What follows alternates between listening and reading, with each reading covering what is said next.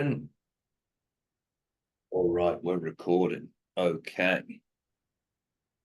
And we are live. Welcome, welcome, welcome. Let's see who's first in the room. Hey, Scott. Hey, Kim. Great to see you on the call. Hey, Bill.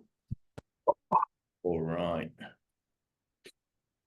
Just give it a minute.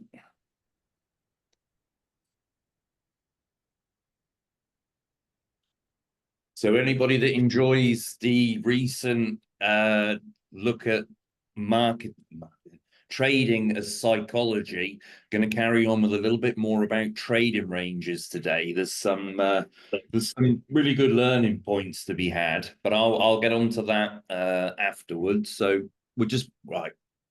So I'll just hand over to Scott, who's going to give us a quick intro, and then he's going to be on his toes. Okay. All right, guys.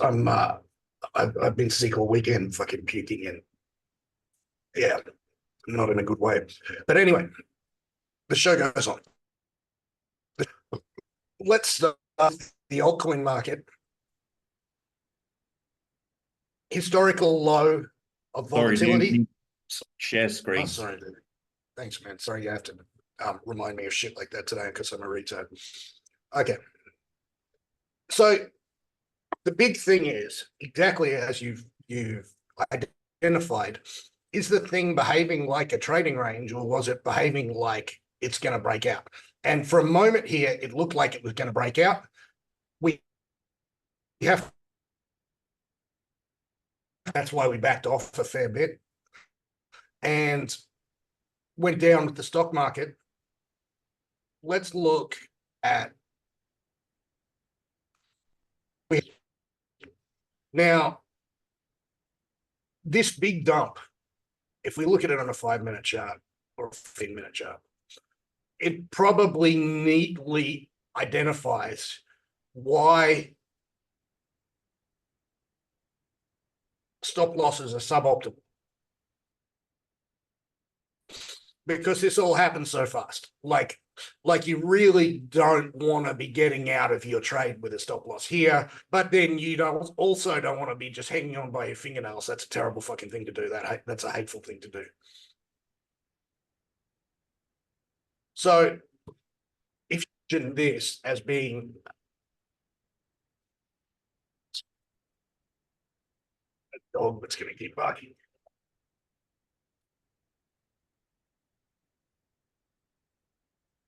Go. Go. Go. Okay. So imagine this as being big rock jumped in a clear puddle. It can't go back to being clear straight away. It just needs some time to work out. You've got dip buyers coming in. You've got guys who on their stop losses who are trying to decide should they get back in. You've got guys who are now freaked out and they flipped from bearish to bullish. And where are we? You know, we're still in a trading range. We're pushing up to the top of the trading range in Bitcoin. We're at very low volatility, and we can expect that to break out, and we can expect more high. I think the overwhelming probability is that we see it. Now, a test doesn't necessarily say if it's going to be successful or not, but it's going to give it a crack. See how the buying pressure is. I think that's what's going to happen. Now, there's a couple of things that I want you to look at here, which I think are a little bit stinky.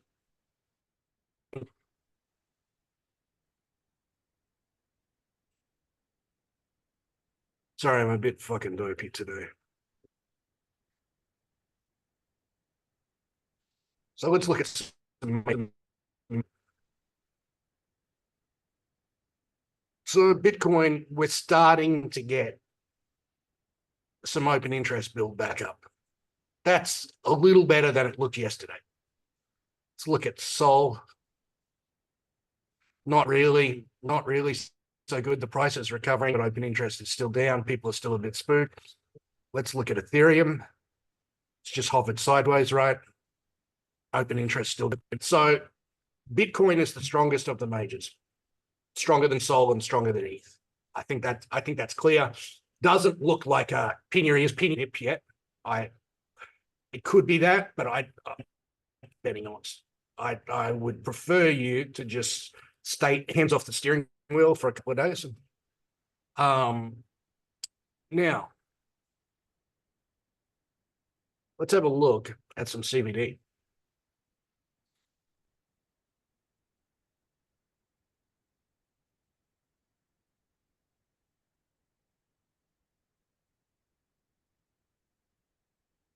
So what we want to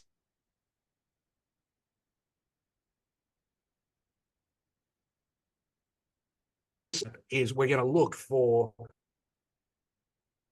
with the cumulative volume delta, is buying at market. So let's see what it looks like. So we go CBD spot and CBD futures.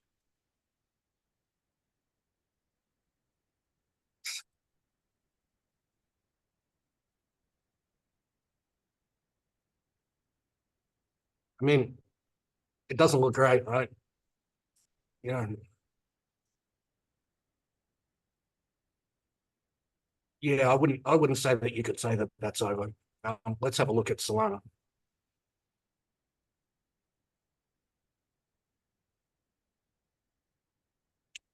So Solana is interesting because we've got more spot buying than futures. That's, if people wanted a dip, they're feeling like 157, 160.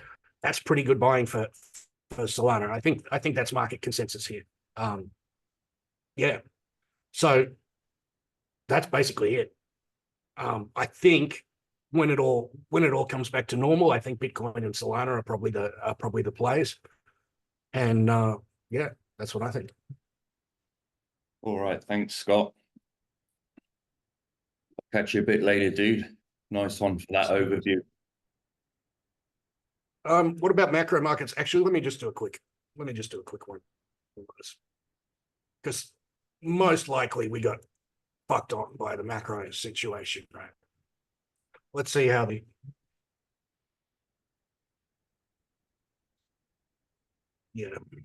okay. So where are we opened? About where we closed. That's a shit looking. Oh no, this is.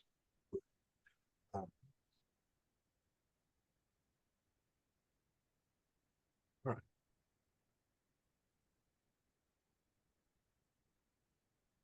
Big outside bar, big outside spinning top.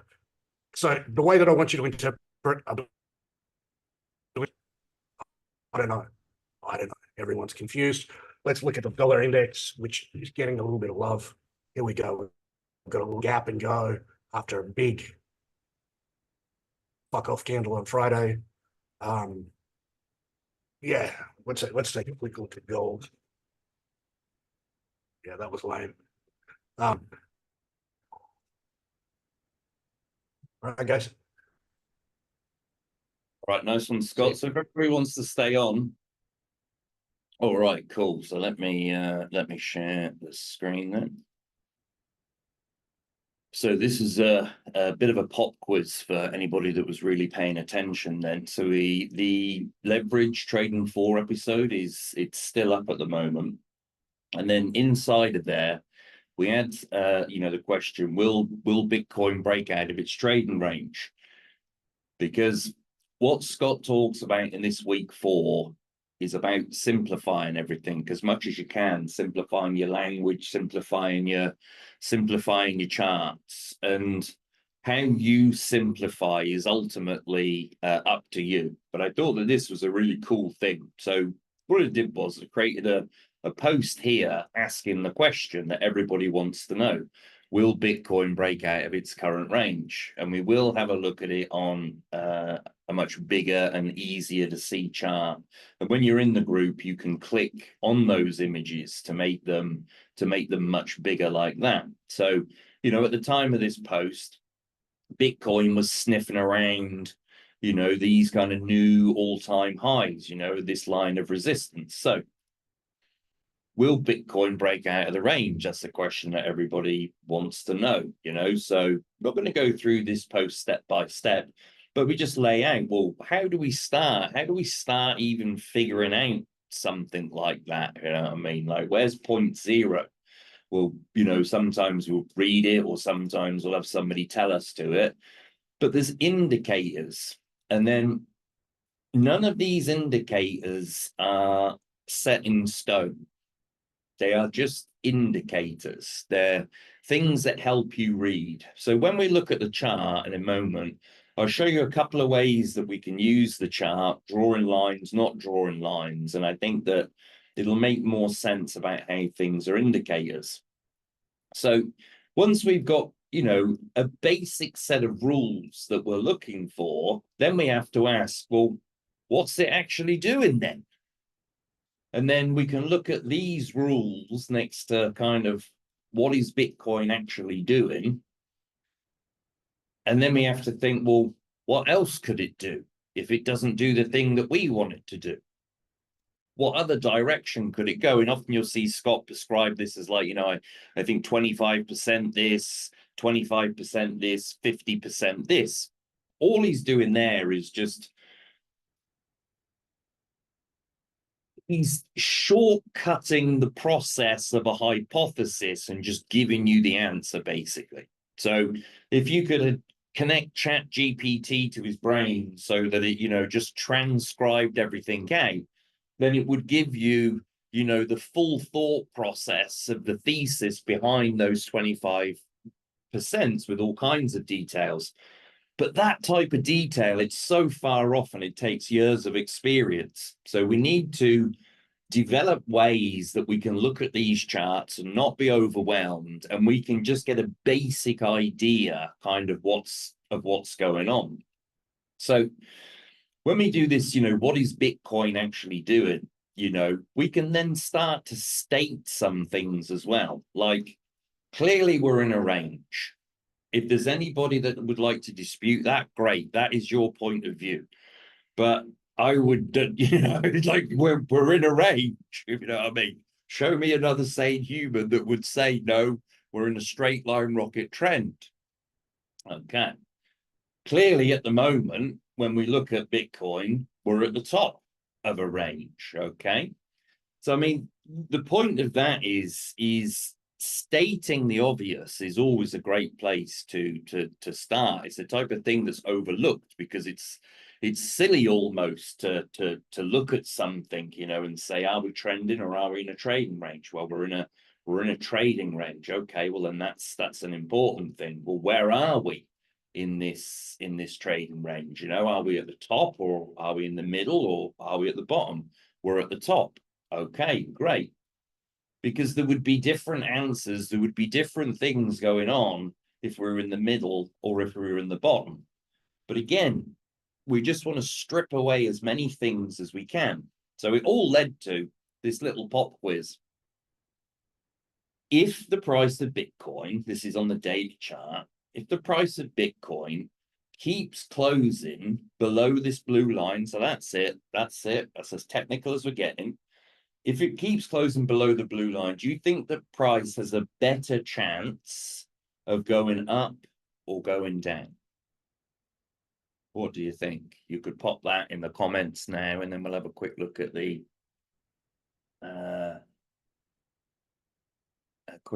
charts. Yeah, exactly. It's probably got more chance of going down. If it closed above that line, then there's probably more chance that it's gonna go up. So this is that trading range that we were looking at, just a little bit bigger. Okay, so if we come to this piece of action that we're looking at when we did the post, right? It's like step one of trading, or phase one of trading, is to be able to keep it to that level. So you can literally say, well, okay, then look at that. That's pretty strong, isn't it? It's still, look at that. We've gone right up and we've touched that blue line. Wow. I guess if we can get above that blue line, then we should be pretty good to keep going. Okay. That's a perfectly logical train of events, right? So we're zigging, we're zigging, we're zigging, and then we get to here and it zagged. So it zagged when it was meant to zig. And it's like, oh, well, everything's different now. Okay, then everything's different now. So what happens next then is I'm probably going to give it 50% chance we go up, 50% chance we go down. And then the next day, oh, well, we went down, didn't we? So now I'm probably going to give it 25% chance that we can go up, maybe 75% chance that we can go down. These are all just arbitrary figures. They're just ways of looking at this. The macro thing is we'll need to get to this line. We'll need to close above this line. Then we'll need to retest it. And then off we go. But the retest doesn't always happen. This is the thing, like none of this is prescriptive. Now, let's say that we wanted to look at the same situation. We wanted to spread the chart out. We wanted to get a line. I'm not even sure you draw that. You have to stretch it out a bit more. That you'd basically be effectively looking to draw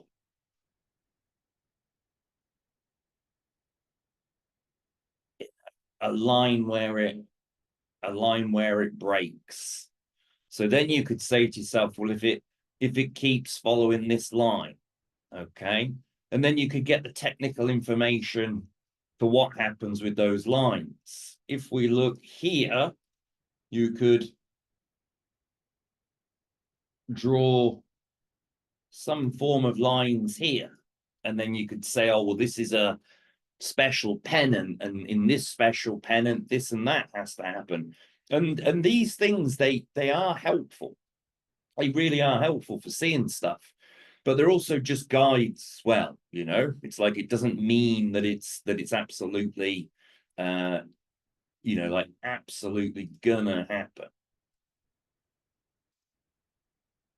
But let's just get back to this this trading range a moment then.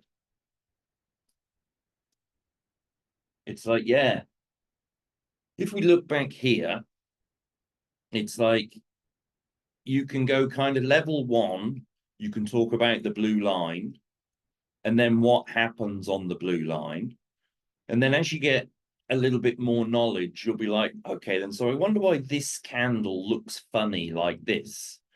It kind of looks like that one. And oh, so that's an indecision candle maybe where, okay, so then that's another layer of information. You could also call these local tops, and then local tops tie in with what's happening on a higher time frame. That's like another level that you could go down. Just really trying to stress the point that from the hobbyist point of view, if you're just starting out, just try and figure out kind of like, okay, we're in a range, and what's this range doing? And then just look at its behavior. Now with Bitcoin, we can add this pretty important, well, you can add this with any coin. We can add this pretty important detail of like old all-time highs. And then it just so happens that this old all-time high level has built up this really big amount of either support or resistance, depending on which side of this range you're in. So that splits this trading range in half. And then the question becomes, are we going to spend our time in the top half of the trading range or the bottom half of the trading range? If we spend more time in the top half of the trading range, is it more likely that we're going to go up or we're going to go down? If we spend most of our time in the bottom of the trading range, is it more likely we're going to go up or we're going to go down? Well, we'd simply be looking for the same type of signals. And when I say looking for the same type of signals, all you have to think is, what is the reaction when these candles touch one of these lines? That's like the starting point. What's the reaction Okay, then, so it touched this line and it stayed above it for a little bit. Oh, okay, then it come down, it come up, it didn't really touch the line, so it didn't really do anything, didn't really touch the line, come straight back down, messed around for a couple of, oof, you know, she's, oof. Ooh, okay, so now we're back up here again, and that's one, and this is two, so that was one, that was two. So you can do these kind of comparisons all day, and again, you can drive yourself crazy with them. But then the more that you become hobbyists with this, the more that those questions you can start to answer for yourself, but with simpler answers. Because there's always more knowledge out there with this trade, and it's always deeper, and it's something you can, you know, like that forest for the trees expression.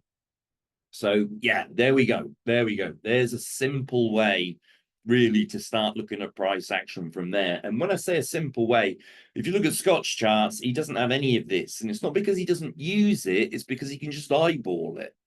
So where we drew out these lines here, well, he's seeing those lines in his head. You know, you remember what I said about if we could have Chat GPT just transcribing his thoughts up to the decision point, you know, then he's going to be considering these various events that are that are happening.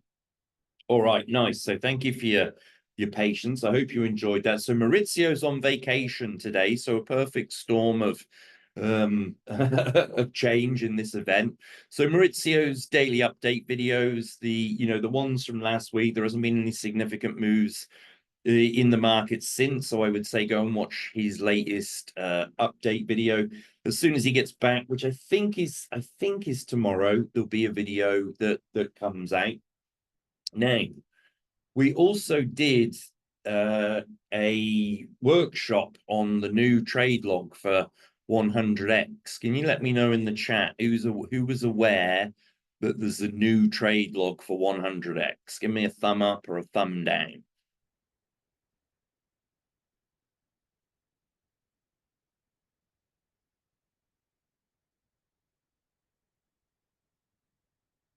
All right.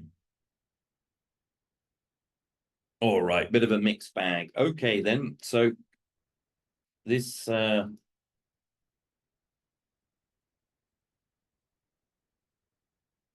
this one here, let me stick that into the chat.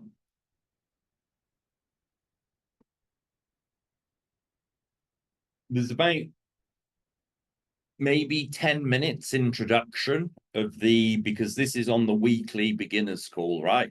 But you can just move the slider along, and it's when Maurizio starts talking that he's talking about the trade log.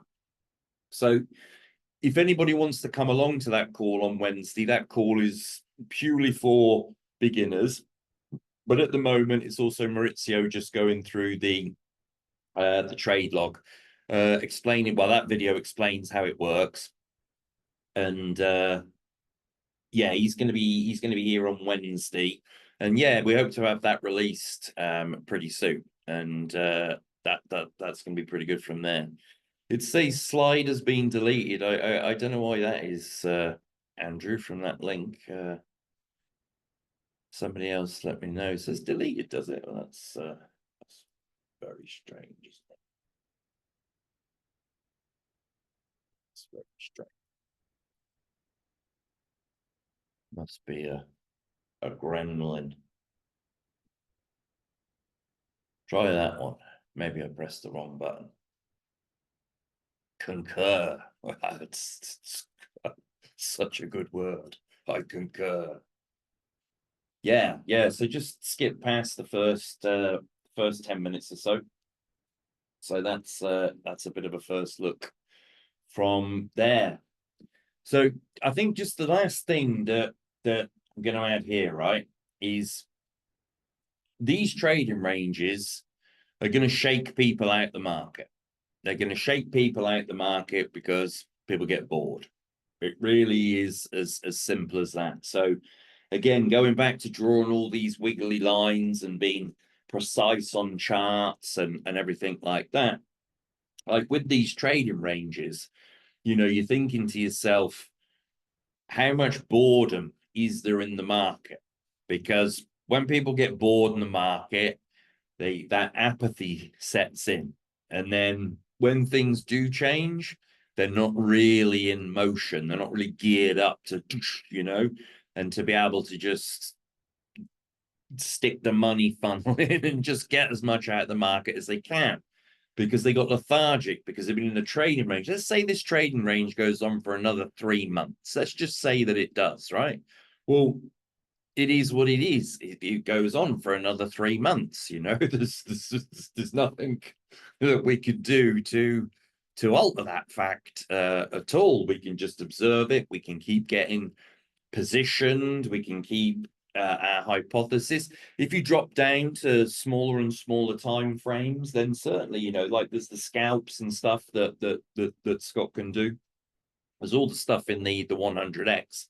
But if we're in a trading range, we're in a trading range, right? And people that bought at the top of that trading range that haven't sold, you know, because they just bought in at old all-time highs, well, maybe they have sold by now, if you know what I mean, because they're the people that are gonna sell out first, because they bought Bitcoin at 70 odd thousand. It's the dream. We're going, oh no. Oh shit, it's down at 61 now. Wow. Okay. Goes back up a little, bang, but sell, eject, eject, eject. There'll be some people that will hold on for a little bit longer. So this reaccumulation, it's like money's changing hands. Bitcoin is changing hands. This is what is happening in this range. And until all the market participants have finished changing who owns what, then this trading range keeps going on. And that's the way that a reaccumulation range like this would work. So that's something to, I think, to get used to with the market, is they're infinite. And I suppose that this is like a, you know, a trading range is just something that for a period of time, and we know how they work. And it's like, if you want to trade them, well, you just you just sell somewhere near the top and buy somewhere near the bottom. It's really as simple as that. And if it comes to, well, how far near the bottom, well, probably structure your bids. Have one bid like on the bottom of the trading range where you think, yeah, I'll definitely catch that one. And then you could have 2 or 3 or 4 that are below until you've got one that's like a real stink bid. You know, see how many you can get filled. You could do that on the center line of Bitcoin. If any of the altcoins are displaying the same pattern, i.e. they're following Bitcoin, if you know what I mean, then there's different ways that you could look at them and think, well, where could I reaccumulate if I'm holding this coin for a lot longer? Where could I reaccumulate? Or where do I think a lot of people are going to be buying Bitcoin? So there's, you know, there's lots of different ways to look at it.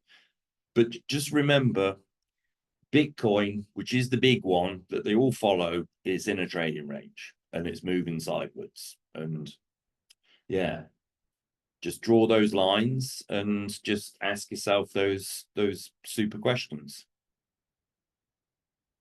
Ian, why is your red all-time high box low? Shouldn't it be at 69k? It doesn't matter. It's like that is the main cluster of resistance around that area. It's like the whole presentation, Perry, was that this shit doesn't have to be anal. So don't be anal. Okay.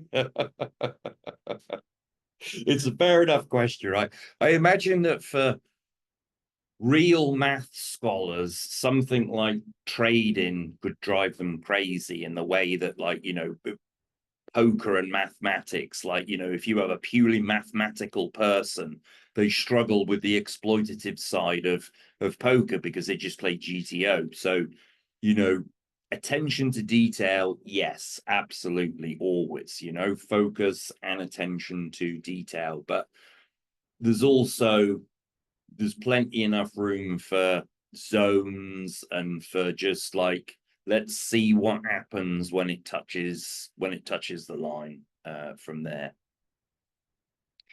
Well, it's labeled old all-time high. All right, Perry, you win.